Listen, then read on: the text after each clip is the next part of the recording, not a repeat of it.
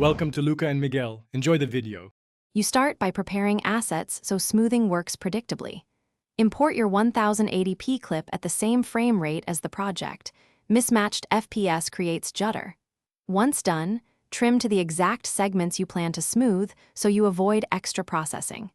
Make sure to set the project aspect ratio for your delivery platform.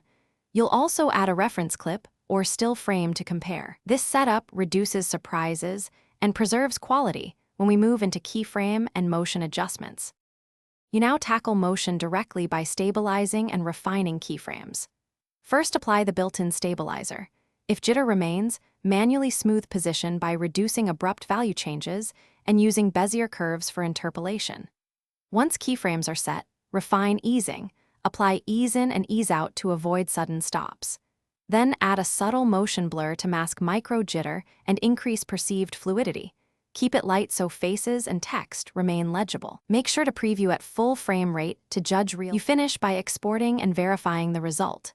Export using the original frame rate and a consistent bitrate so smoothing is preserved. Choose a format that supports high-quality motion. If you see warping, ghosting, or artifacts, reduce stabilization strength or revert to manual keyframe smoothing. Sometimes replacing a few keyframes fixes problems faster. Finally, review final playback on target devices. Make small tweaks to sharpening or color only after confirming motion is clean. Use this troubleshooting tip.